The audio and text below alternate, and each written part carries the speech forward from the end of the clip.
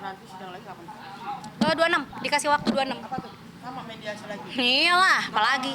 Misalnya kan nih kejadian Ikutin aja. yang tidak sudah kejadian seperti ini lagi seperti apa nih? Diam aja aku. Aku kayak Allah mah tahu, Beb. Kenapa sih dia kayak mengulur-ulur waktu? Ya karena udah tahu dia salah. Ya dia udah tahu kalau dia itu nggak pantas untuk dampingin aku lagi, dia udah tahu. Makanya dia memilih jadi orang yang jahat. Karena dia udah merencanakan kejahatan itu. Kalau aku keluar, kita bisa ranjang, mungkin aku tidak akan jadi lebih baik, sayang. Aku akan mungkin hilang arah gitu-gitu. Oh ya nggak apa-apa, asal kamu tobat. Aku udah oke. Jadi aku udah tahu kalau misalkan dia ada teman-teman yang hidup sama dia gitu ya, dijanjikan nikah sama dia berikutnya, nikah lah. Aku udah restuin ya, udah ikhlas. Apa? Dia sama perempuan gitu. Tahu udah tahu. Tahu dari mana? Tahu dari sendiri, kan aku beberapa kali sempat ngikutin. Wah, kenapa ngikutin? FBI lah. Aku FBI tapi tidak memunculkan diri. Kenapa kayak sempat marah, kecewa? Enggak, buat ngumpulin bukti aja. Karena kan dia bilang gini, ada kan statementnya kan dia bilang, kalau aku emang selingkuh mana buktinya? Ya udah buktinya ada, ya udah nggak apa-apa. Jadi mempercepat gitu. Gitu, aku aja nggak ngurusin gini sendirian. Keluarga menutup permintaan maaf gak sih dari berapa itu kayak adik ya gini banget nih, pengen banget Udah nih, kesel, minta maaf gitu. udah kesel kayak kacang lupa kulit ah. Katanya mau fitnah mami juga. Iya fitnah. Itu beda cerita lagi ya Beb ya. Karena kasus kita nih jadi panjang gara-gara ada kebohongan dari satu orang yang melibatkan kuasa hukum, jadi error semua. Masa kuasa hukumnya nunggu gitu? Mana bapak ininya? Kan kuasa hukumnya ada 4 yang datang cuma 1. Diminta dong semuanya harus datang. Udah berbelit-belit lah mereka semua. Lu masih mau pakai kuasa hukum kayak begitu?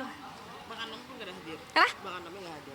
Tanya lah katanya mau hadir semalam, tiba-tiba nggak hadir. Ya udah, mungkin mereka lagi pusing sendiri kali menghadapi perempuan-perempuan ini. Jadi sekarang berusaha untuk lebih santai aja kan? Santai banget, tunggu seminggu lagi aja. Kalau dia ulur-ulur, berarti dia lagi menanam dosa. Gitu. Menanam dosa. Ya kalau wanita yang baru itu akan kena getahnya. Atau mungkin dia anak kecil sih kalau aku lihat. Masih kecil, masih belia yang mungkin masih having fun gitu ya. Merasa, mungkin kamu tahu kalau aku dan Indra lagi berproses, makanya kamu berani mencium Indra dengan bebasnya di klub itu. Tapi ingat, itu 17 Agustus. Bukti itu sebelum kita mediasi hari ini. Berarti kamu juga salah satu penyebab si Bapak Indra tidak bisa melunasi rumah yang dihuni sama anaknya. Gitu. Jadi untuk perempuan itu yang rambut panjang, aduh, hati nuranimu di mana gitu kan? Aku sih nggak perlu kenal sama kamu karena itu udah merepresentasikan kamu seperti itu. Salam kenal. Kalau kamu memang pingin melanjutkan hubungan dengan suami saya, pastikan hutang-hutangnya dulu lunas. Pastikan dia sudah bisa bertanggung jawab pada apa yang dia sudah buat. Ini dia pesan terbuka ya, karena aku pun di-reject sama dia.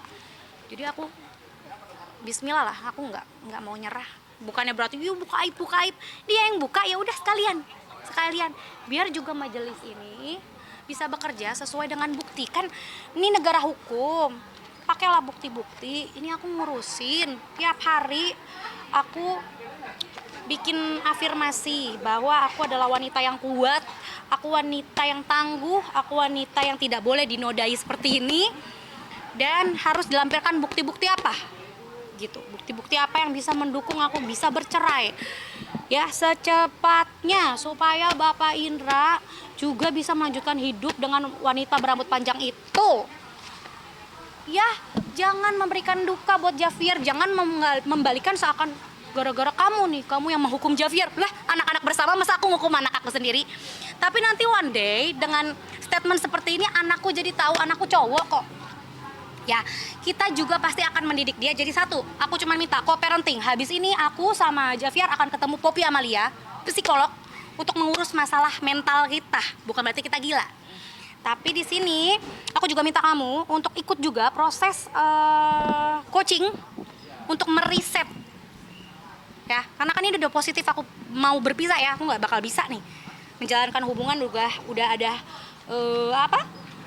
kelalaian nafkah, penelantaran rumah tangga, terus udah gitu intimidasi, udah gitu dia juga banyak, dia berlapis, terus udah gitu apalagi perselingkuhan. Ya perselingkuhan itu kan baru dugaan, cuman aku nggak menitik beratkan ke dia bermesraan ke orang. Wajar kan dia lagi pisah ranjang, wajar aja dia mencium orang, dicium nggak apa-apa, cuman bayar dulu itu tagihan KPR-nya. Kedua, pegang dulu bukti akta cerainya baru bisa kemana-mana. Hei, itu si Javier itu anak kita loh, itu kita harus co-parenting dulu. Jadi mediasi itu tujuannya untuk itu, tapi dia nggak datang gitu aja.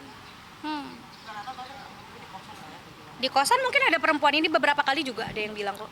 Pas mediasi pertama di kosan tuh ternyata. Di gym.